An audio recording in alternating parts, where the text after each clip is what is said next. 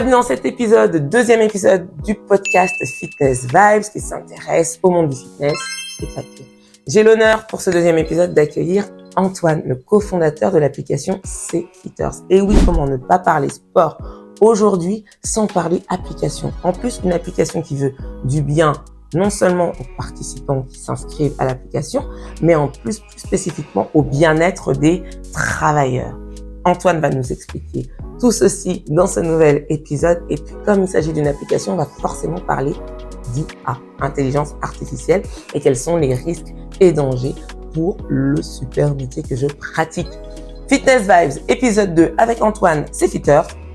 C'est parti. Alors, salut à tout le monde, salut aux auditeurs pour ce deuxième épisode du podcast Fitness Vibes, le podcast en fait qui vous permet de mieux connaître le fitness, d'appréhender de façon différente aussi les coachs, leur vie, le parcours de certains. Et pour l'heure, aujourd'hui, j'ai le bonheur d'accueillir Antoine qui est le fondateur de Fitters. Dans une plateforme sur laquelle j'interviens pour donner des cours. Et aujourd'hui, le thème du podcast, c'est surtout de voir un petit peu le fitness, les tendances avec l'application, l'intelligence artificielle, un petit peu la crainte aussi dès que les coachs peuvent avoir avec cette fameuse intelligence artificielle qui fait peur à tout le monde de toute façon. Le parcours d'Antoine, parce que nous, on se parle souvent en attente de séances que je dois livrer aux personnes, mais c'est intéressant aussi d'avoir différents parcours. Et puis pour moi, ils font le fitness parce que on a le tissu du fitness qui va intervenir sur ce podcast. Vraiment, le podcast, l'idée c'est que tu sois futur coach, que tu sois organisateur de salon, que tu t'intéresses au fitness, que tu sois participant, connaître cet univers et plonger dedans plus en profondeur. Donc salut Antoine, ça va? Salut Béatrice, ça va très bien, merci de me recevoir. Merci à toi de participer à cette expérience. Voilà, je fais partie des pilotes, donc pas de pression, mais on sait que c'est toujours comme ça. Et pour commencer un petit peu, on va se donner un petit rituel dans ces podcasts. J'aimerais que tu te présentes en 3 mots fitness. En 3 mots fitness que je me présente. Ouais. Alors, 3 mots fitness. Alors bon, je vais me présenter un peu 3 mots. Je m'en excuse par avance. En 2 mots, moi je suis Antoine, je suis un des cofondateurs de Fitters. Historiquement, je ne suis pas coach et je viens pas forcément du monde du sport. Malgré tout, dans ma jeunesse, j'en ai pratiqué énormément, vu que je me suis entraîné pratiquement entre 20 et 30 heures par semaine pendant une bonne dizaine d'années de ma vie, donc très proche du sport. Et après tout ça, en fait, j'ai fait une école de commerce, j'ai commencé à travailler dans le média, donc rien à voir. Ok. Donc, 5 ans dans le média, j'avais besoin d'avoir quelque chose, de trouver une motivation à ce que je faisais et d'avoir un impact sur le réel, parce que placer de la pub c'est sympa, mais vous sauvez pas des vies, vous impactez pas forcément la vie des gens. Ouais. Et l'idée nous est venue à l'époque, c'était un peu ça faisait peut-être 2-3 ans que Uber était là et on voulait créer le Uber du coach sportif initialement. Okay. Et en fait, les premières années où on a commencé à développer ça avec l'application, etc., on s'est très vite rendu compte que ça allait être compliqué parce que la consommation n'est pas la même que pour un taxi ou un VTC ou même de la nourriture. Ouais. Et que du coup, on s'est posé une question assez simple, c'est aujourd'hui qui avait intérêt à ce qu'on soit en forme. Et on a dégagé 3 grandes entités. Ouais. Dedans, il y a l'État qui a intérêt à ce que tu sois en forme parce que il paye moins au niveau de la sécu. Exact. Il y a les mutuelles et les assureurs un peu de la même manière, hein. Ça reste des business qui sont des business cyniques, hein. Ouais. Typiquement, moins t'es malade, moins il y a de remboursement, plus ils ont gagné de l'argent avec toi. Exactement.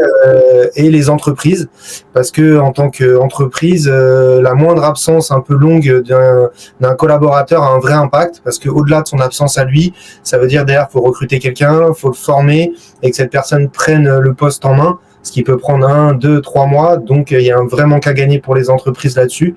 Et donc, en fait, elles ont tout intérêt à ce que vous soyez le plus en forme possible pour être là au boulot, quoi. D'accord, ok, super le parcours. J'avais pas du tout cette notion-là que tu venais pas forcément du milieu du sport, comme quoi en fait hein, les interactions sont possibles. Après, Exactement. voilà, il y a cet aspect aussi communication que tu as de toute façon.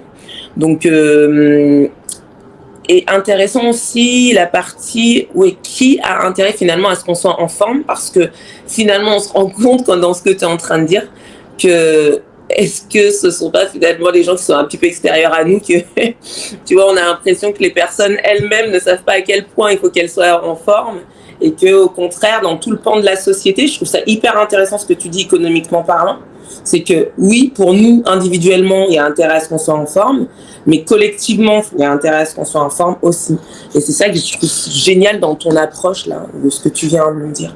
Bah écoute, tu l'as très très bien cerné, c'est vraiment ça. Nous, c'est vraiment l'approche qu'on a eue. Et en fait, vu enfin comme tu le sais, hein, hélas, la France, c'est pas un pays de sport, on va dire, au sens propre du terme, quand on regarde un peu les pays anglo-saxons. Et en fait, l'impulsion, dans beaucoup de cas, comme tu l'as si bien dit, hein, doit venir de gens extérieurs, parce que bah, malheureusement, on est plus la culture du bon coup de fourchette et du pinard que d'aller transpirer sur un marathon. Même ça veut pas dire qu'il n'y a pas de sportif, c'est pas ça ce que je veux dire. Ce que je veux dire, c'est que c'est moins inscrit dans notre ADN que ça peut l'être chez nos amis anglo-saxons, par exemple. Exactement. Et donc, ce qui est hyper intéressant dans ce que tu dis aussi, c'est cette histoire d'impact que tu as voulu laisser, c'est-à-dire être utile. Là où on se rejoint, c'est que finalement, le sport, c'est quand même un formidable outil pour se sentir soi-même utile, transmettre des valeurs sportives, du bien-être, du soin de soi, et pour un bien-être aussi global. Tu peux creuser dessus?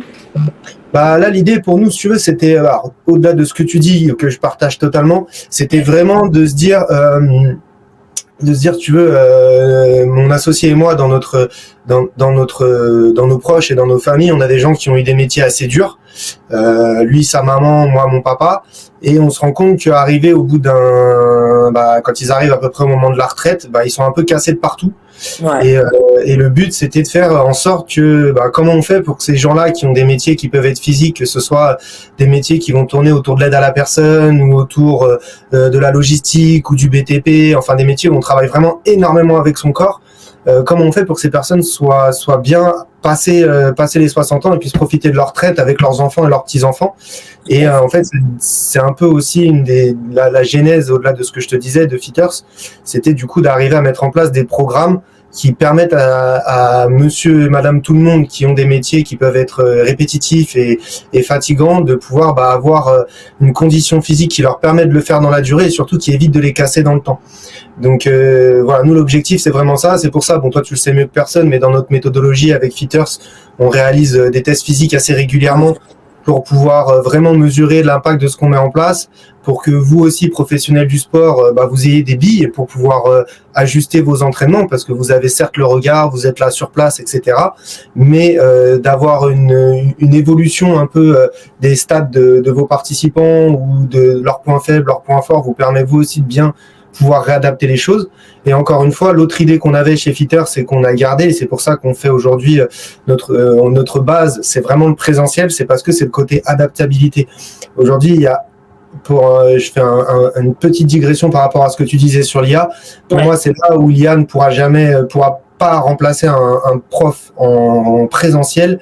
C'est qu'il y a une partie analyse sur l'humain, ne serait-ce que quand il arrive à la séance. C'est pas toi que je vais l'apprendre, tu le sais mieux que personne. Mais quand tu vois qu'il est un peu fatigué, qu'il est pas au top et tout, qu'il a mal dormi, tu vas pas mettre un cardio de fou pour aller le tuer. Tu vas modifier ta séance en temps réel pour t'adapter à lui, te rendre compte ou même plus globalement, tu vas partir sur des exos que tu prévois initialement. Tu vas voir que la personne, par exemple, a une très mauvaise souplesse de hanche. Peut-être que tu vas pas lui faire des squats, mais tu vas lui faire autre chose pour le faire travailler, pour d'abord lui faire attraper cette souplesse et faire travailler en force. Et aujourd'hui, pour moi, c'est un peu la force d'un coach et d'un coach en présentiel. Donc oui, je fais une petite digression, l'IA va avoir un impact sur le métier, mais l'impact pour moi, il va pas être chez vous, il va être plus chez les influenceurs sportifs qui eux mettent en place des programmes via PDF ou des programmes en vidéo qui mettent en place, sur lesquels je crache pas du tout, c'est pas du tout l'idée, mais c'est des programmes qui sont très standardisés et qui en fait sont pas adaptés à la spécificité de chacun. Donc une personne en condition normale va être très bien pour ses programmes, une personne qui est peut-être un peu en dessous, ça va pas être adapté à lui et au final, des fois, pas tout le temps, hein, mais ça peut lui faire plus de mal que de bien. Donc, surtout sur l'aspect posture, etc. Donc, moi, je pense qu'effectivement, pour en revenir un petit peu à ton petit sujet de l'IA que tu évoquais précédemment, l'IA va faire beaucoup de mal aux gens qui font du 100% en ligne. C'est-à-dire via des programmes déjà faits en vidéo, via des programmes sur PDF, via ce genre de choses, versus un vrai coach entre guillemets. Alors même si les autres peuvent être coach, hein, c'est pas le sujet. Ce que j'entends par là, c'est un coach que tu as en présentiel, qui lui va avoir quand même une intelligence humaine, une intelligence sociale, qui va pouvoir rajouter derrière. Et en plus, il y a tout le côté, vu que tu es en présentiel, tu interagis avec la personne. Donc, sa posture, tu la corriges. Un mec qui part comme une brute sur des pompes, mais qui est mal placé, tu peux le stopper. Tu peux lui dire attention, il faut mieux faire en moins, mais mieux. Et tu auras le même résultat. Alors qu'une vidéo aura jamais ce retour-là. La vidéo aujourd'hui, pour te donner un peu de notion, parce que je commence à pas mal connaître le sujet, tu vas avoir pas mal de choses. Donc, tu as aujourd'hui les vidéos qui se génèrent automatiquement, en fait, en fonction de ce que tu mets plus ou moins comme profil. Ouais. Il y a l'IA. Maintenant, toujours pareil, hein, ça reste sur du déclaratif et les gens se voient soit plus beaux qu'ils ne sont, soit plus moches qu'ils ne sont. Et on se voit rarement tel qu'on est. C'est clair, donc, la perception. Déjà, quand on donne à l'IA l'information, elle est souvent biaisée. Donc le retour est forcément pas totalement adapté, même s'il peut l'être en partie, hein, mais pas totalement adapté. Et là, ce qui arrive avec les intelligences artificielles, c'est sur la posture avec des vidéos. Donc du machine learning qui puisse te corriger en temps réel. Alors, ça, génial, parce que effectivement, on va pouvoir avoir cet aspect de quand tu fais ta vidéo tout seul chez toi, ta VOD, on te dit quand t'es mal placé. Mais il y a toujours un peu la faiblesse que t'as pas avec un coach en présentiel, c'est que la personne arrive à bien se replacer et que correctement, parce qu'encore une fois, le ressenti entre ce qu'on ressent et le placement qu'on a réellement, il peut y avoir des écarts. Et si l'IA vous dit 40 fois de vous replacer et que vous essayez et que vous n'y arrivez pas, à un moment, ça va être compliqué. Et c'est là où la faiblesse est versus un coach en présentiel. Exactement. Alors, il y a plein de choses dans tout ce que tu as dit, Antoine. Désolé, je digresse très vite, pardon. Non, mais tu sais, tu es bienvenu dans le Fitness Vibes.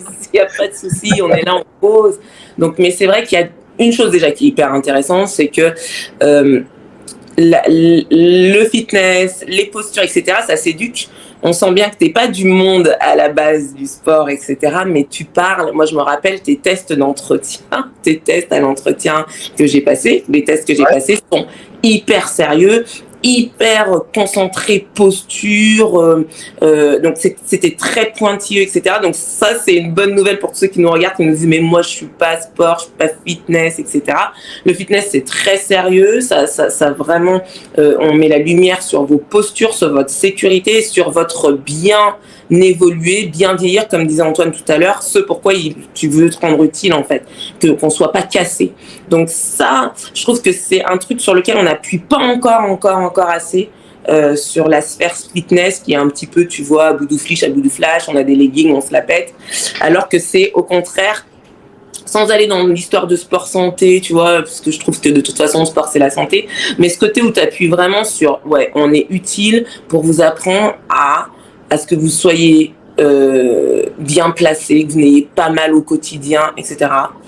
Et malgré tout, il y a un paradoxe. Beaucoup de gens sont mal au quotidien, mais ne veulent pas faire cet effort. Donc ça, je te laisserai revenir dessus.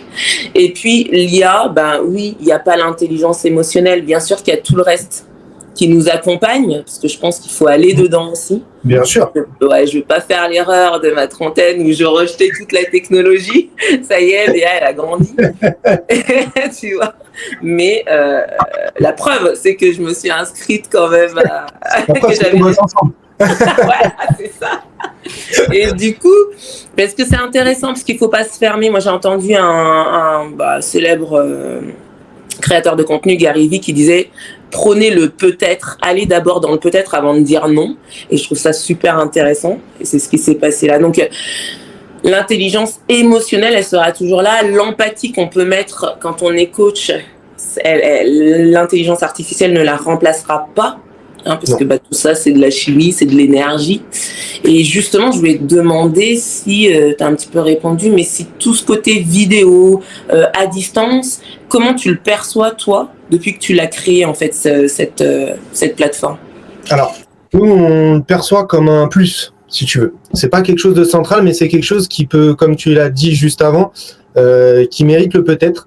Et en plus, alors pour refaire un peu l'historique, nous on est né avant le Covid, comme tu le sais. Ouais. Donc on fait partie des entreprises sportives survivantes au Covid, sachant qu'on est salle, qu'on a on a un fonctionnement qui nous est assez propre. Ouais. Donc on n'a pas pu être appuyé par aide de l'État ou autre pendant les années Covid. On a survécu par nous-mêmes. Et effectivement, on a quand même observé un changement de paradigme. Si tu veux, nous, avant le Covid, on commençait à parler de mettre des séances en visio, mais c'était pas du tout, on visait pas tout le monde. On faisait ça pour les boîtes qui avaient des grosses flottes de commerciaux. Parce qu'au début, quand on a commencé à mettre en place, on mettait en place dans certaines entreprises, mais qui avaient forcément des flottes de commerciaux qui n'avaient pas accès à ce qu'on mettait en place pour le siège. Donc, l'idée, c'était de pouvoir proposer dans les zones où on avait des coachs la possibilité à ces commerciaux de réserver des coachings particuliers. Ça a moyennement marché parce que en fait, ces gens-là ont quand même des rythmes qui sont particuliers, même quand ils sont en déplacement. Ouais. Donc c'est compliqué pour eux de caler un rendez-vous avec un coach. On a eu beaucoup de gens qui annulaient en dernière minute parce que finalement leur client leur prend plus de temps que prévu ou ce genre de choses et ils peuvent pas l'annuler business first, ce qui est normal. Et donc du coup, on avait déjà une réflexion qui se mettait en place sur de la vidéo. Donc l'idée, c'était toujours de partir du présentiel, comme je te l'ai dit. Donc chez nous, quand on bosse avec 10 personnes maximum en séance, comme tu le sais, pour que justement, en tant que coach, tu puisses bosser et que tu puisses regarder chacun et en prendre soin. Là, l'idée, c'était un peu ça, si tu veux, en faisant de la visio. C'est-à-dire qu'on n'a pas... On a eu le parti pris de pas faire des séances de sport en direct format Instagram un peu où les gens peuvent juste mettre des commentaires mais où tu les vois pas et il y a qu'eux qui te voient en fait. Ouais. Donc nous quand on a mis les premières séances en visio, on les a mis vraiment comme une extension du présentiel avec du coup un nombre limité. Tu as pu l'expérimenter aussi, tu as un nombre limité de 10 personnes, tu les vois et ils te voient. Ce qui te permet à toi aussi de pouvoir continuer ton taf de coach, c'est-à-dire continuer à placer les gens à distance et quelque part continuer à ta pédagogie, en fait. Ouais. C'est aussi simple que ça et continuer là-dedans. Après, là, on a observé que post-Covid, ça tombe bien parce que ça a changé un peu les habitudes de tout le monde d'un point de vue professionnel et même personnel, mais déjà d'un point de vue professionnel avec beaucoup plus de télétravail. Donc, du coup, des gens qui peuvent être full hors site. Et à partir de là, effectivement, la vidéo sous le mode visio a du sens selon nous parce que ça permet de recréer un peu ce petit rendez-vous et puis surtout d'avoir ton coach chez toi entre guillemets via la vidéo. Exact. Après sur le côté VOD, nous on commence aussi à se mettre dessus. Enfin on en a déjà quelques-unes de réalisées. Tu peux expliquer VOD pour les la vidéo on demand, c'est-à-dire des séances qui vont être préfaites. Ce que j'expliquais un peu tout à l'heure, c'est-à-dire des séances qui vont être préfaites pour tout à chacun. Donc exact. Tu vas sur l'application Fitters aujourd'hui, tu peux prendre une vidéo de cardio, une vidéo de renfo, une vidéo de pilates et la faire. Ouais. Donc effectivement, ça c'est point faible, comme je l'évoquais tout à l'heure d'un point de vue adaptabilité, mais ça peut être aussi un bon complément. Dans le sens où nous, quand l'approche qu'on en a, c'est on a une approche physique, l'approche visio et l'approche VOD. Okay. Ce qui permet à une personne d'avoir à la fois ses séances sur site avec toi, par exemple, qui va se permettre aussi de pouvoir avoir des séances en visio avec toi ou avec un autre coach, mais qui reste dans la même veine, dans notre ADN à tous, parce que au-delà d'être l'ADN fitter, ce côté prendre soin des participants et de la posture, c'est aussi l'ADN des coachs qu'on sélectionne et avec qui on bosse. Donc c'est aussi très important que ça soit quelque chose de partagé. Et du coup, l'objectif, c'est d'amener quelque chose en plus avec de la VOD.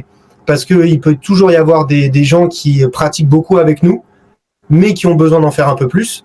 Et dans ces cas-là, ça donne aussi la possibilité au coach qui les encadre de pouvoir rediriger sur la visio, mais aussi lui dire, n'hésite pas à te faire 2-3 fois des entraînements de 15-30 minutes sur du renfo, et nous, on complétera derrière. S'il y a des exercices qui t'ont plu, des exercices dont tu veux me parler, on les remettra en place, on pourra les retravailler ensemble.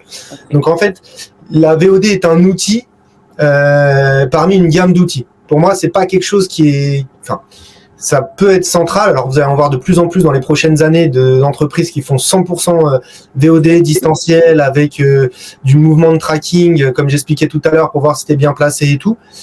Mais voilà, selon moi, ma vision, encore une fois, ça n'engage que moi, je pense que pour avoir une vraie approche là-dessus et que ça soit bien fait, il y a soit tu es un vrai sportif de base, et oui, ça va te convenir, mais aujourd'hui, c'est pas la majorité de la population. Non. Donc, pour la majorité de la population, l'idée, c'est d'inclure un peu comme une brique supplémentaire. Le présentiel comme brique principale, parce que c'est vraiment là où il va y avoir l'interaction humaine, le placement, etc. qu'on évoquait tout à l'heure. La visio comme brique secondaire, parce que tu vas conserver cette notion d'échange, mais tu vas être en distanciel, donc forcément, tu as une petite perte d'information versus ce que tu peux faire en présentiel, ça c'est une certitude. Et la VOD qui va venir un peu compléter tout ça, qui est un peu la dernière petite brique qui te permet... je dis une bêtise, quand tu rates la séance en visio parce que finalement t'es pas dispo ou autre, t'as quand même ta brique VOD pour continuer à te bouger. L'idée, encore une fois, c'est pas de freiner la motivation des gens. Une personne qui a envie de bouger, si elle a raté une visio et qu'elle peut pas être là à l'heure, en gros, l'idée, c'est de lui proposer quand même un schéma dans lequel elle peut avoir quelque chose de bien fait, qui va l'accompagner, qui sera pas une finalité en soi, mais qui lui permettra de se mettre en mouvement, quoi. Ok, super. Moi, je trouve, j'espère que vraiment, ça apporte de la valeur en termes de tendance. Déjà, tu nous en dis pas mal sur les tendances. En termes de non-inquiétude, Fitness Vibes, pas de souci les coachs, tant qu'on est là pour... Alors, je pense que quand même, ça va aussi faire le tri parmi les coachs, justement, qui n'ont pas ce côté un petit peu empathique, émotionnel, qui sont un petit peu dans le... Je sais pas si tu es d'accord avec ça. Plus ou moins, parce que j'ai envie de te dire, c'est de la personnalité. Tu vois ce que je veux dire? C'est-à-dire qu'il y a des gens qui sont, tu auras des coachs qui sont peut-être moins sociables, entre guillemets, mais qui vont correspondre à une tranche de la population. Tu vois, moi, je vais te prendre ma femme, par exemple. Ma femme, c'est pas quelqu'un qui va chercher un coach empathique. Elle va chercher au contraire un coach qui va être un peu militaire, qui va la pousser au cul, c'est ça qu'elle va aller chercher. Tout le monde ne cherche pas ça. Donc, je pense qu'il y aura la place pour tout le monde. Pour moi, là où ça va faire beaucoup évoluer votre métier et là où ça peut être faire évoluer en bien, comme tu le disais, où vous pouvez vous appuyer dessus, ça va être sur la création des programmes. Parce qu'aujourd'hui, avec des IA, vous allez pouvoir vous dire, voilà, j'ai tel profil de personne, je voudrais créer un programme, l'IA va vous en proposer un. Et comme on le sait, c'est toujours plus facile de corriger et de modifier que de créer. Donc, ça va vous faire gagner du temps à ce moment-là parce que vous allez avoir le programme pré-mâché, entre guillemets, sur lequel vous allez pouvoir ajouter votre valeur ajoutée, vos spécificités en disant, OK, je comprends la logique de ce que m'a proposé l'IA. Par contre, ça, c'est pas bon, ça, c'est pas bon, ça, je vais remettre ça, je vais remettre ça, je vais remettre ça. Et je pense que c'est quelque chose qui peut vous faire gagner du temps. En plus de ça, si vous nourrissez un petit peu régulièrement ces IA avec vos propres programmes et votre propre manière de faire, elle sera d'autant plus apte à vous accompagner, peut-être à vous proposer des nouveaux mouvements. Parce que c'est pas à toi que je vais l'apprendre, mais le monde de fitness aujourd'hui a des mouvements qui sortent très très régulièrement, des nouvelles manières de bosser, etc. Donc ça peut être une ouverture vers le futur entre guillemets, ou vers même une évolution de la méthode propre que le coach avait à un instant T. De toute façon, c'est un peu le cœur de ce métier. Le cœur du coaching pour moi, c'est la formation continue. Vous faites partie des métiers où en fait pour être bon dans le temps, tu peux pas rester sur tes acquis, tu es toujours obligé d'aller chercher un peu ce qui va se faire de nouveau, les nouvelles méthodes. En plus, il y a des études qui sortent tout le temps. Enfin, si je prends le cas des étirements, il y a 10 ans, on disait qu'il fallait impérativement t'étirer une demi-heure après l'effort. Aujourd'hui, il y a un combat entre étirement, pas étirement. Moi, je sais que je fais partie de la team étirement court. C'est-à-dire que pour moi, fin de séance, c'est 5-10 minutes d'étirement juste pour redonner la longueur aux muscles, mais pas trop fort et pas trop long. C'est juste pour redonner un peu de longueur. Et après, quand je suis revenu au calme à température ambiante, là, je me fais une séance de stretching d'1 heure dédiée. Voilà. Après, c'est vrai que sur le côté, tu sais, étirement, c'est l'éternel débat. On peut juste dire que avant, en tout cas pour moi, avant une séance, n'étirez pas à fond. C'est le meilleur moyen de vous blesser.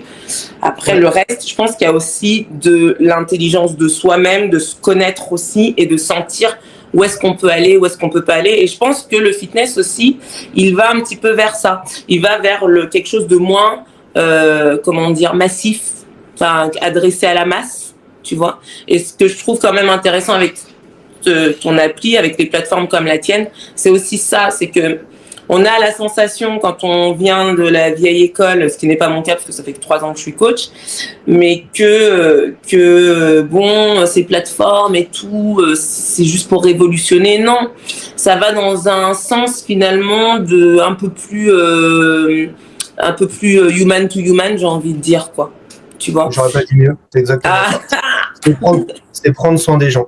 Après, pour ce que tu dis que le fitness évolue un peu moins vers le fitness de masse, je suis un peu plus mitigé là-dessus.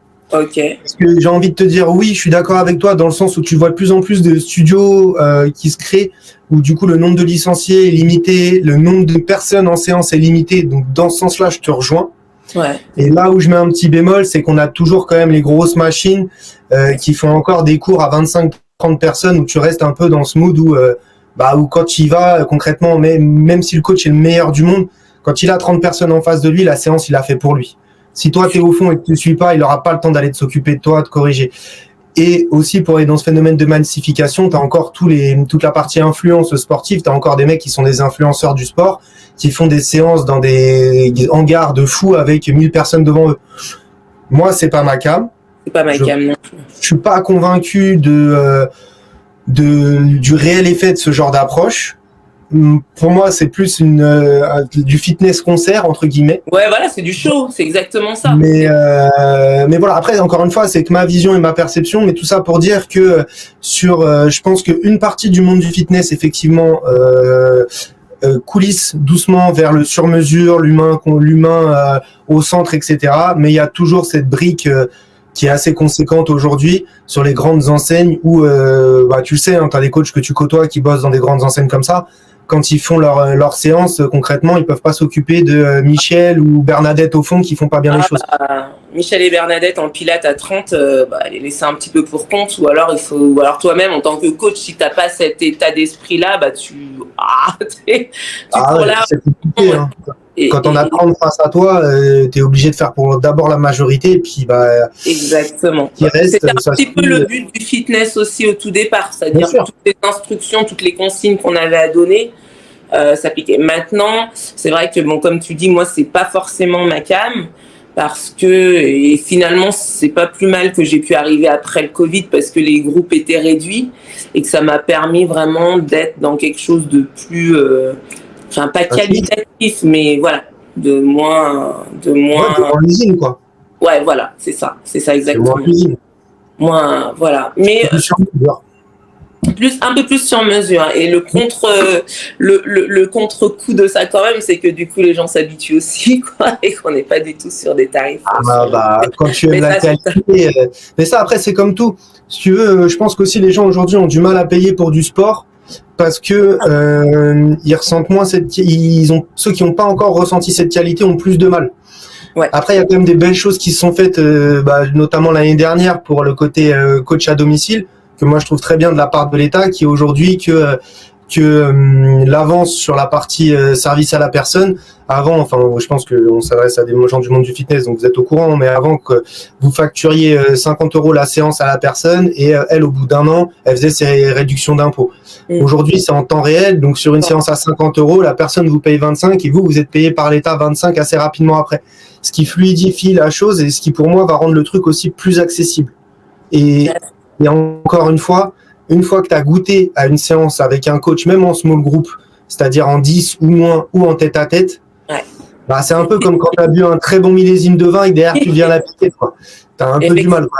Donc en général, c'est aussi ces gens-là qui, à travers cet essai, vont pouvoir derrière reconnaître cette valeur et donner et que ça justifie le coût pour eux. Aujourd'hui, les mêmes personnes qui veulent pas payer pour du sport et qui peuvent te faire des patatis, des patatas pour 50 € de l'heure, c'est les mêmes personnes qui vont avoir l'iPhone 15 à 2000 €. C'est toujours pareil, on est toujours dans le même, effectivement. Donc, où tu mets la valeur.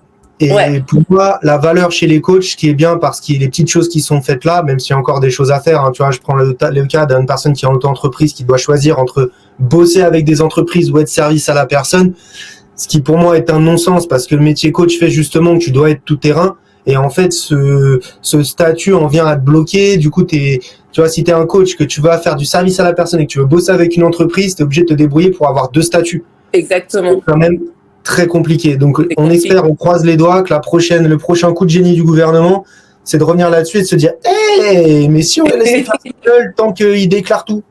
C'est ça. Pour moi, alors moi, là, ce que j'aime beaucoup dans cet épisode-là, c'est tu vas vraiment chercher et c'est ça que je veux aussi dans ce podcast, c'est aller chercher le placer dans le fitness dans son contexte. J'ai l'impression qu'on voit cette discipline un petit peu comme un truc, tu sais, un peu, voilà, c'est ça. On nous voit sans nous voir finalement. On est avec nous au quotidien ou de façon hebdomadaire, sans comprendre qu'on est quand même des acteurs de cette société en termes de santé, en termes de bien-être physique et mental. La partie mentale, ça a encore beaucoup de mal à venir. Alors déjà que, comme tu disais en début de podcast, en France, limite tu vas faire du sport, c'est pour aller te blesser. Donc la partie mentale qui est déjà tabou en elle-même, l'associer au sport, on verra peut-être dans le prochain millénaire. Mais bon, je pense que toutes ces façons de faire, c'est pour ça que je voulais ces discussions-là, elles sont là pour ça aussi, pour essayer de bien comprendre que c'est un pan à part entière et l'économie, et de la société, et de la santé, et de l'éducation. Tu vois, parce que t'as des valeurs que tu transmets, hein. Que tu transmets. Donc, c'est vraiment important quand même de voir ça comme quelque chose aussi de très économique, et j'apprécie beaucoup la lumière que tu apportes là-dessus, sur les lois, parce que, voilà, on consomme un peu le fitness comme quelque chose qui est, bon, c'est là. On fait un peu de... Vous posez la question d'où ça vient et pourquoi c'est là. Mais tu vois, nous, notre vision et comment on a construit Fitter, c'est ce vers quoi on va. C'est que pour nous, le coach sportif, c'est une prolongation du continuum de santé.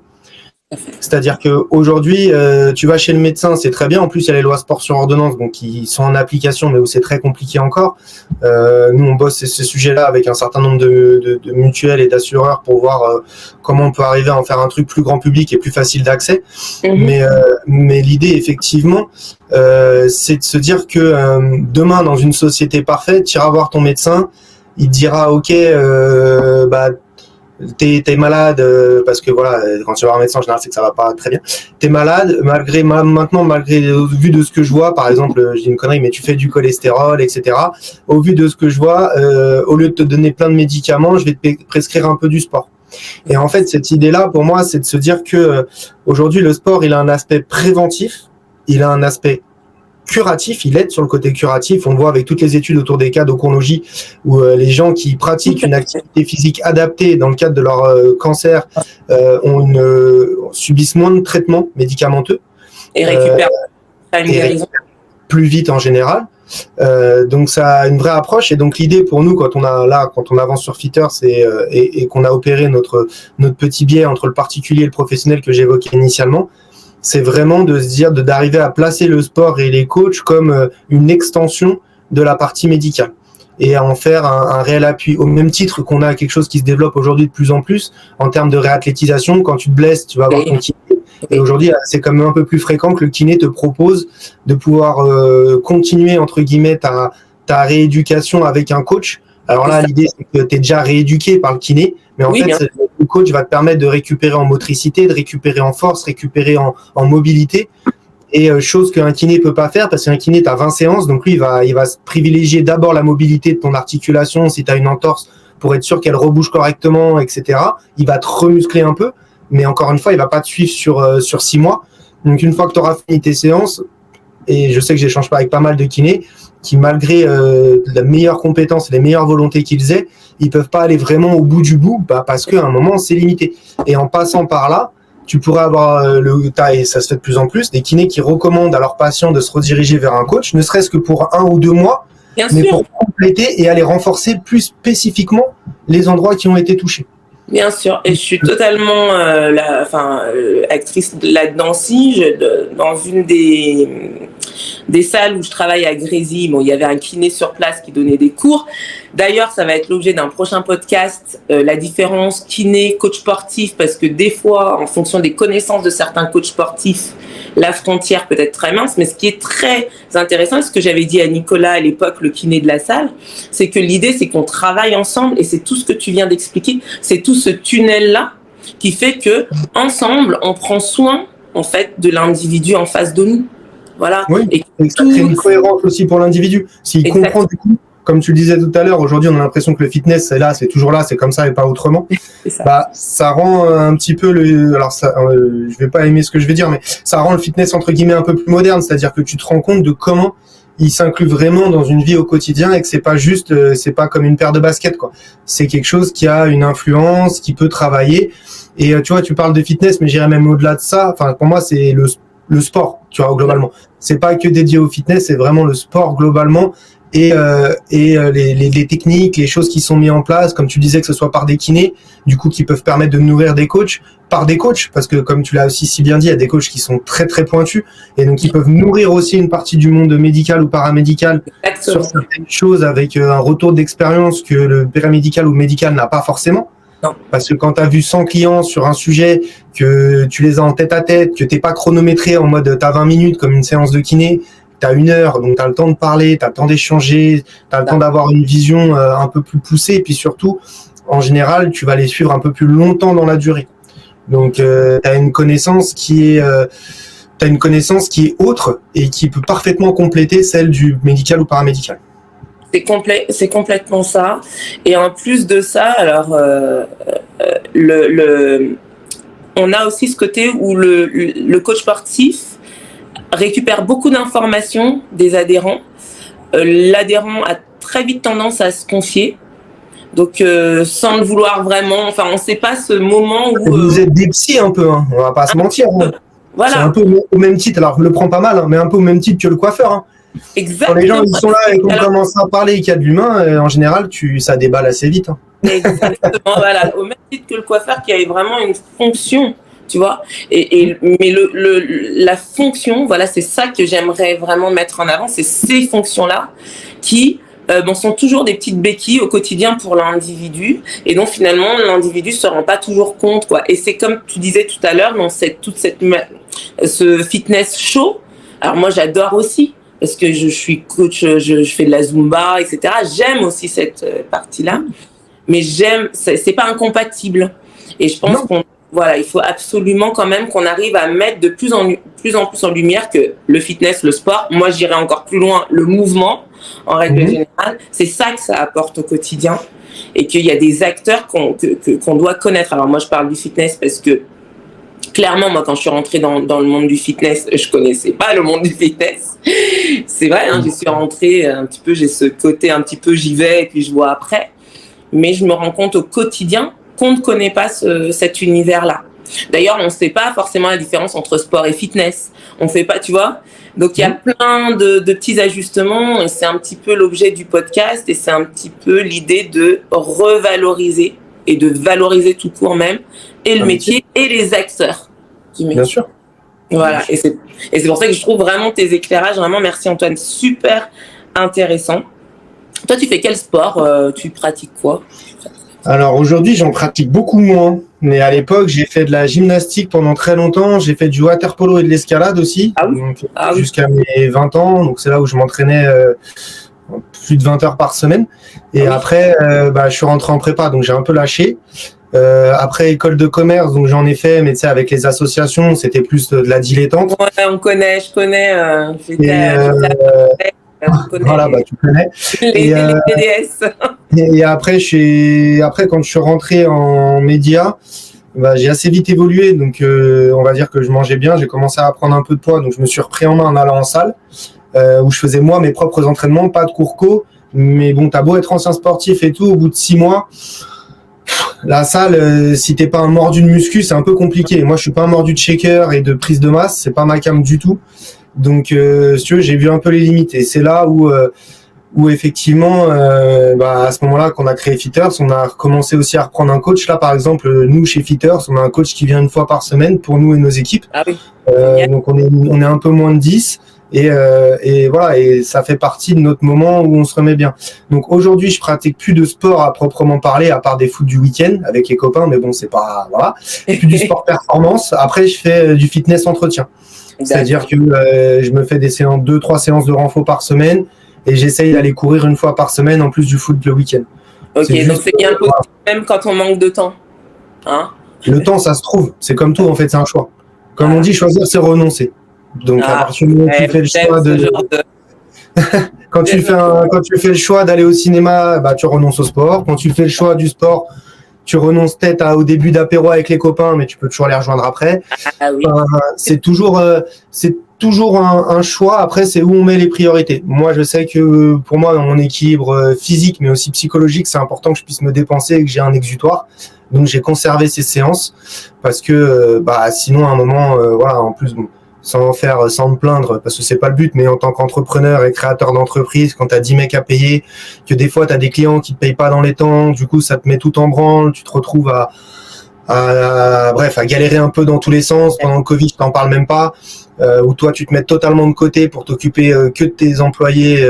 Et d'abord, la priorité, c'est de payer tes employés. Et après, bah toi, s'il reste quelques deniers, tu récupères ce qui va au bout. Parce qu'il y a aussi cette image en France du chef d'entreprise qui roule sur l'or et qui écrase ses salariés. Faut savoir quand même qu'aujourd'hui, tu as plus de 95% du tissu économique français, c'est des PME. Les PME, c'est des boîtes ou des boîtes familiales pour la plupart. Enfin, au moins, il y a un esprit familial. Et vous le voyez bien autour de vous, si vous bossez dans ce type de structure, votre président, votre directeur, votre patron, en général, certes, il gagne sa vie, mais il roule pas, il se met pas 50 000 euros par mois dans les poches à votre détriment. En général, il pense à ses équipes, il essaye de vous conserver, de vous avoir motivé. Et la première chose qu'il va sacrifier pour que ça roule, en général, c'est lui-même. Exact. Donc voilà, c'est des choses à prendre en ligne de compte. Donc alors ça apprend plein de choses qui sont très proches du sport au final. Oui. Ça apprend la tu peux faire le parallèle. Bah ça t'apprend la discipline, ça t'apprend la détermination, la notion de partage, d'esprit d'équipe. Ça c'est quelque chose qui est nécessaire, mais ça va t'apprendre aussi la notion de résilience parce que voilà, il y a des choses sur lesquelles tu peux pas agir. Il faut pas que ça te bouffe. Si ça te bouffe psychologiquement ou du coup physiquement derrière, ça peut avoir un impact sur ta vie pro, ta vie perso qui est pas nécessaire. Donc, faut savoir réagir sur ce sur quoi tu peux agir et prendre du recul sur ce qui est là, si tu subis, parce qu'il y a toujours des choses qu'on subit. Et l'idée, c'est un peu ça. Donc, pour moi, voilà, le parallèle entre l'entrepreneuriat et le sport, il est vraiment sur ces 4-5 valeurs et en particulier la détermination et la résilience. Ok, donc voilà. Ouais. Carrément. Donc ouais, bah ça, j'allais justement te poser la question des valeurs que tu avais. Alors là, tu m'as parlé de tes valeurs dans ton parcours entrepreneurial et sportif, du coup. Et effectivement, je te rejoins complètement. Quand on fait pas de sport du tout, on arrive peut-être, enfin, je peux pas me mettre à la place parce que moi, j'en ai quand même relativement toujours fait.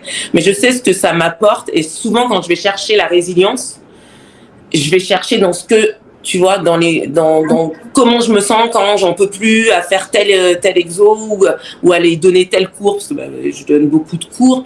Qu'est-ce que je vais puiser, etc. Et c'est souvent le sport, quoi, que tu arrives à retrouver en point de repère.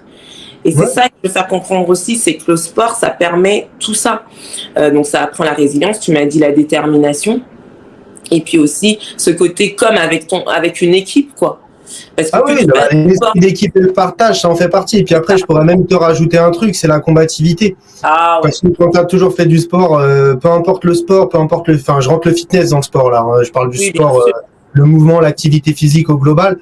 Tu as une combativité parce que souvent, et pour la plupart des gens, il y a des choses, tu te dis, je pourrais jamais le faire. Et au final, s'il y a une personne qui dit, vas-y, essaye, tu vas y arriver et ça va pouvoir cartonner.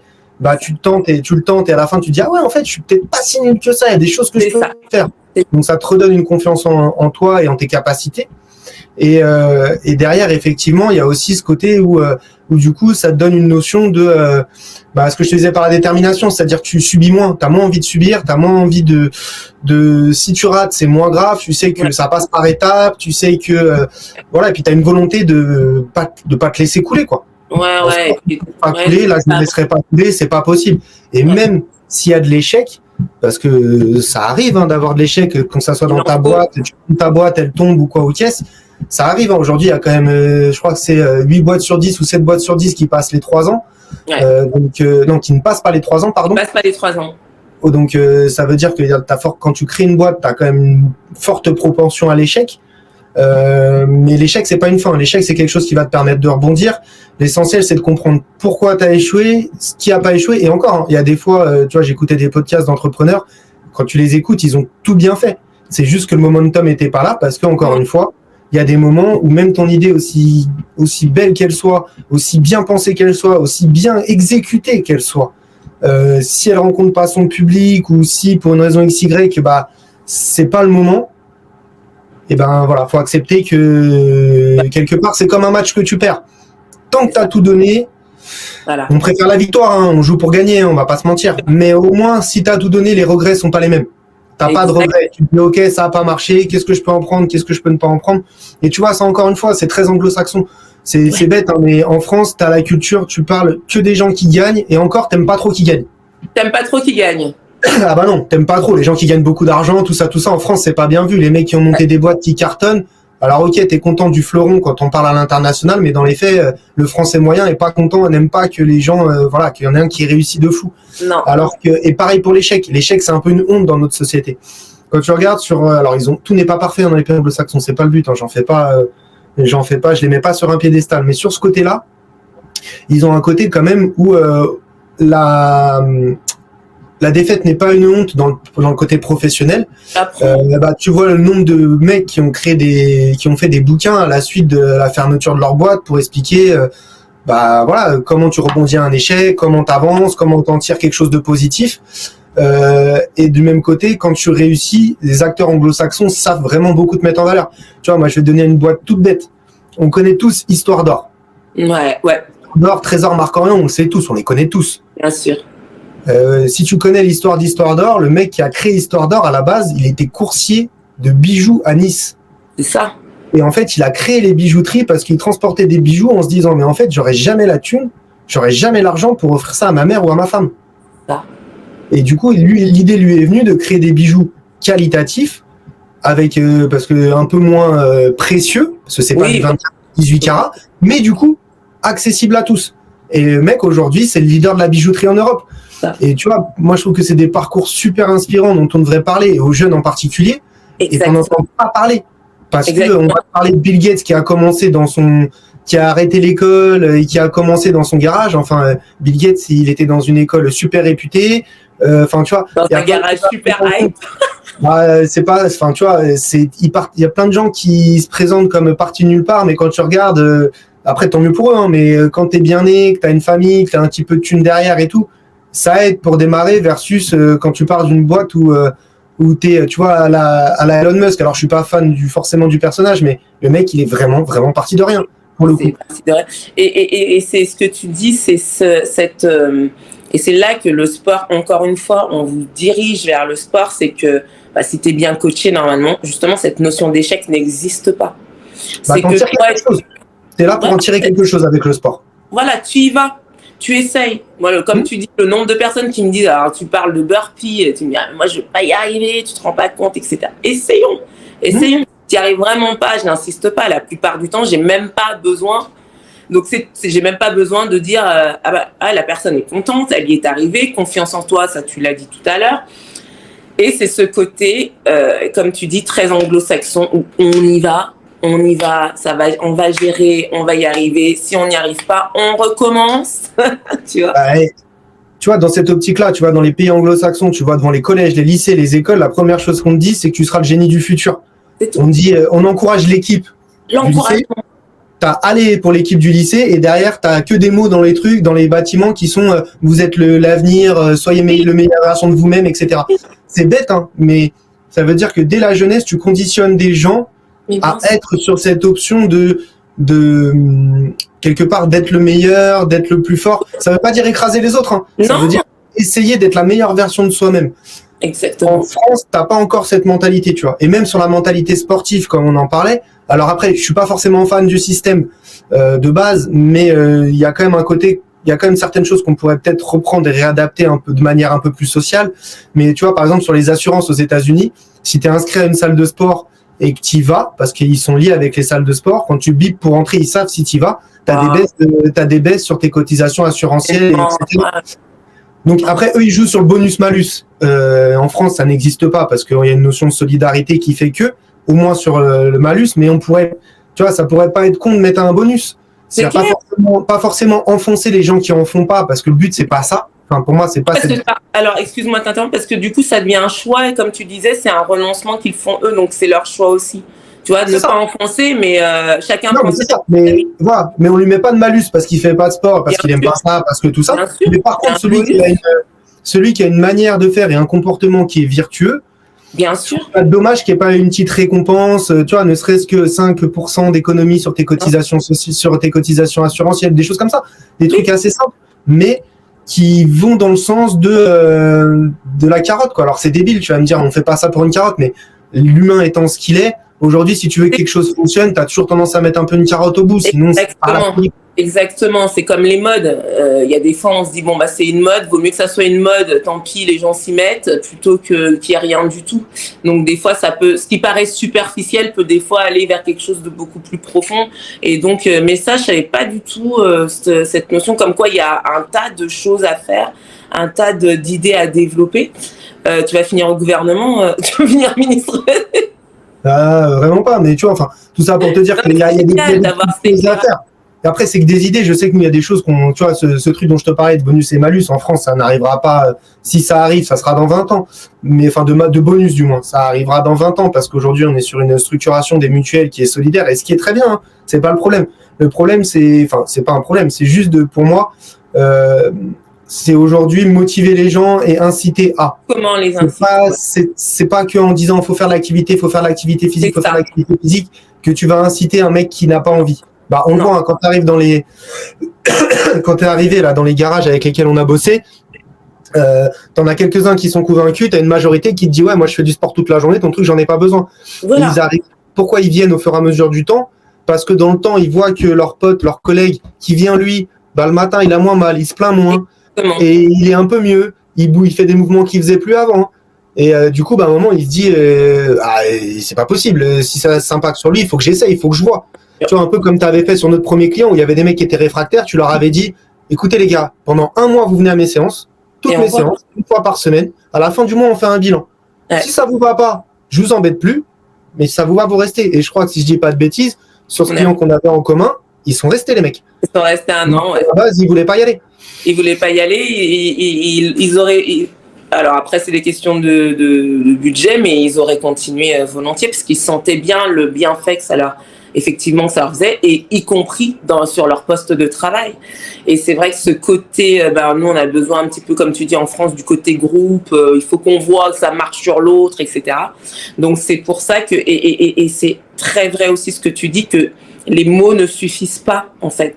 C'est comment... Voilà, quand tu parles de bonus, ça ouvre des pistes sur quelles sont les idées concrètes, et bien souvent c'est le porte-monnaie qui permet, tu vois, c'est bête. Non, mais c'est ça, hein. C'est pour ça qu'il y a des radars sur le périph'. Hein. Et voilà. Mais c'est parce que la seule moyen de te faire respecter la limitation, c'est quoi? C'est que si t'enfreins, tu prends un taquet. Exactement. On reste des latins. Hein. Les latins, on n'est pas les. Il faut qu'on soit punis pour qu'on arrête, quoi. Alors, on n'est pas allemand. Hein. Les Allemands, tu leur donnes une règle, ils dépassent pas. Nous, tu nous donnes une règle, la ligne, on essaye de jouer un peu avec, quoi. Donc, hélas, c'est moyen de faire. Mais c'est vrai qu'il faut que vraiment, là où je te rejoins, c'est ce côté comment vraiment inciter, quelles sont les choses à mettre en place, plus que de parler, en fait. Et je trouve que, du coup, ta plateforme, elle c'est un peu l'objectif. Tu vois, voilà. L'idée, c'est de dire que vu qu'une personne individuellement, comme tu l'as pu le dire tout à l'heure, hein, c'est compliqué d'aller rechercher toute seule. Tu vois, sinon, tu es obligé d'aller chercher un par un pour les remettre en mouvement, pour les convaincre, ça va être compliqué, etc. Là, le fait que ça soit dans l'entreprise, déjà, c'est sur des moments où ils sont dans l'entreprise ou dans le coin, voilà. Parce qu'on fait beaucoup de choses méridiennes ensemble. Donc, c'est un moment où ils sont là. Ouais. Donc, à un moment, quand tu vois que les choses se mettent en place, qu'il y a des mecs qui participent, qui vont mieux, que c'est sur un temps où, dans tous les cas, tu es dans l'espace de l'entreprise, il y a un moment, tu te dis, c'est un peu con, je vais aller essayer quand même, je vais aller voir. Et en fait, c'est en créant cette habitude dans l'entreprise, nous on se dit que ça peut avoir des répercussions derrière, ça peut faire un peu une cascade sur ta vie particulière, sur ta vie quoi. Parce que exactement. Tu dis dans le monde pro, j'ai fait du sport, ça me redonne le goût au sport, donc dans mon cercle privé, je vais me remettre en mouvement. Alors j'irai peut-être pas courir un marathon, mais par contre peut-être que la rando à côté que je voyais et que je faisais jamais, peut-être que ça va me motiver pour la faire. Peut-être que quand mes gamins jouent au foot dans le jardin, avant je les laissais tout seuls, là je vais aller taper le ballon un peu avec eux. Exactement.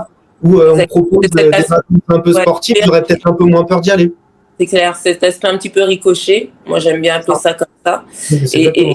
Et le fait de le prendre, moi je dis que les manifs, les vrais manifs, c'est les actions au quotidien en fait, qui font que tu remontes et que tu arrives à impacter. Et je trouve que là-dessus, avec tout ce que tu nous as expliqué là, je crois que je cerne vraiment cette idée d'impact et on diffuse pour que ça fasse des ricochets et on est justement, on partage quand même pas mal de valeurs ensemble maintenant depuis un an, donc c'est normal aussi qu'on se retrouve là-dessus. Mais je trouvais que c'était intéressant d'avoir cette vision d'un acteur du secteur et des visions, c'est bête à dire, hein, mais sérieuses, comment te dire? Ouais, c'est beaucoup de bon sens en fait ce que je te dis Bon au final. sens, quoi. Tu vois, je pense qu'il y a rien, j'invente rien, je crée rien de génial, enfin je fais rien de révolutionnaire. C'est du bon sens, mais comme on a déjà échangé là-dessus, des fois le bon sens c'est le plus dur à trouver, surtout dans notre société actuelle. Ouais. Mais du bon sens, tu dis du bon sens, mais aussi, comme je te disais tout à l'heure, ce côté sport, mais c'est sérieux, quoi. Je veux dire, il y a des enjeux derrière, il y a une réflexion derrière, il y a une philosophie derrière. C'est pas juste on vient consommer 3 squats et on repart. Et je pense aussi que les participants aux séances doivent être de plus en plus sensibilisés à ce genre de discours concernant le sport. Parce que si on veut que ça change à ce niveau-là, il faut que nous aussi on adapte, qu'on garde cette partie fun, il n'y a aucun souci. Ah mais il le faut de toute façon. À un moment donné, à dire, voilà, c'est comme dans une famille, il y a un moment pour pleurer, il y a un moment pour rire, il y a un moment pour être en colère. Et ben, c'est pareil. Voilà, c'est pareil pour ce secteur. Ne le voyons pas que d'un seul côté, que d'un seul pan, quoi. Et je trouve que je suis d'accord avec toi. Le fun est nécessaire parce que de toute façon, tu n'y reviens pas si c'est chiant. On va pas se mentir. Voilà. Hein. On a suffisamment de trucs embêtants dans notre vie pour pas s'en rajouter. C'est pas le but. Mais tu vois, ça rejoint un peu comme on échangeait. Tu vois, quand on a fait la partie test entretien à l'époque, on a commencé à bosser ensemble. Je te disais que moi sur les placements pour les squats, etc. Au lieu de dire aux gens juste garde le dos droit et évite d'avoir les genoux qui rentrent, je rajoute toujours une petite notion de le dos droit pour protéger tes lombaires et que tu te blesses, les genoux pour éviter de te blesser au niveau des genoux. Et en fait, en donnant cette notion-là, déjà, la personne en face a l'impression de recevoir une information qui n'est pas juste une information qui se balade un peu en l'air, c'est-à-dire qu'elle comprend pourquoi on lui fait faire ça. Mais en général, quand tu comprends le pourquoi, tu le fais bien. Tu le fais bien, tu en parles mieux et surtout tu retiens mieux. Donc ça veut dire que quelque part, on commence, tu vois, à travers ce qu'on a pu faire ensemble, pour moi, on commence à rentrer dans le cerveau des gens doucement. Bien sûr. C'est bien de se mettre en mouvement, mais il faut bien le faire. Pourquoi on le fait bien? Parce que ça a un vrai impact positif sur ton corps et on va retirer le négatif versus si tu le fais mal, etc. etc. Enfin bref, après le reste. Exactement. Et ce côté éducation au quotidien, qu'il n'y a pas besoin d'être installé devant un... Non, quand on échange, quand on transmet, c'est cette notion-là d'éducation et de voilà, comprendre pourquoi tu fais ton mouvement, en fait. Pourquoi tu fais ça? Tu fais pas ça juste pour faire des squats, c'est pas possible. Moi, c'est ce que je dis sur la chaîne tous les jours. Vous faites pas des squats pour faire des squats. Vous faites des squats pour pouvoir ramasser vos courses quand vous êtes plus vieux, quand vous faites des fentes pour pouvoir tenir vos courses. Enfin bref, plein de choses. Vous musclez les bras pour pouvoir. T'es enceinte, il faut tenir un cosy quand t'es enceinte. Hein. Donc tu vois ce que je veux dire. Même quand t'es né, faut tenir le bébé quand il fait 15 kilos. Hein, je vais te dire, à un bras là, et que t'as les courses dans l'autre main. Donc placer ça dans le quotidien. Bon, il y a des choses qu'on appelle mouvement fonctionnel, sport santé, etc. Moi, je suis plutôt de la team qui dit actons. C'est la santé. C'est la santé. Voilà, on acte. Et on fait, et on continue à parler, mais de façon à ce que vraiment les gens comprennent ce pourquoi on est là, quoi. Pourquoi on est là en phase 2. Et même pour nous, quoi. Je veux dire, ces conseils-là sont applicables à nous quand tu fais 20 heures de sport par semaine. Tout à fait. Et puis, tu vois, j'irais même plus loin que ça. Ces conseils, ils sont applicables pour moi, même en dehors du monde sportif. Exact. Ça peut s'appliquer dans ta vie au quotidien sur des sujets qui peuvent être autres que le sport. Exactement. Mais vraiment, Antoine, je suis ravie parce que, en tout cas, je pense que ça a apporté énormément de valeur. En plus de ça, ton côté très com, média et tout, bien dans ce podcast. Tu sais que moi, je suis un petit peu plus fantastique. Ah, t'inquiète, hein, moi aussi, je pars dans tous les sens. Mais là, on est en discussion, on est à la cool, on en profite. Mais c'est clair. Et puis, on est là pour poser et pour parler d'un secteur qu'on aime et qu'on veut aussi faire aimer aux gens. Je vais juste terminer en te demandant si tu étais une activité cardio, tu serais... Une activité de fitness, justement, je serais le cardio, je pense. Tu serais le cardio. Il faut monter ton entreprise, la faire grandir, survivre au Covid, continuer à avancer et tenir dans la longueur. Il faut avoir un peu de cardio, je pense. Il faut avoir un peu de cardio. Nickel. Écoute, franchement, je te remercie infiniment d'avoir participé à cet épisode. Merci à toi pour l'invitation. C'était un plaisir. S'il y en a d'autres, n'hésite pas, ça sera avec grand plaisir. Ah, avec grand plaisir, je pense que tu reviendras. Comme tu dis, la vie, c'est des tests. On va tester ça, voir si ça intéresse les gens. Et en tout cas, on fait ce qu'on a à faire. Nous, on veut laisser cet impact-là. On veut créer ce message-là, ce move-là, ces vibes-là. Donc, je suis ravie et je suis sûre qu'il y en aura d'autres, Antoine. Avec grand plaisir. Avec grand plaisir. Merci encore pour tout. Merci de m'avoir invité. Et puis, écoute, au plaisir d'échanger à nouveau avec toi sur ces sujets qui sont pour moi super intéressants. Donc, ouais, vraiment, ça a été passionnant. Moi-même, j'ai appris plein de choses aussi. Donc, merci, Antoine. À très vite. Au revoir. Au revoir tout le monde. Ciao. On vous laisse. Bye bye à tout le monde. Ciao.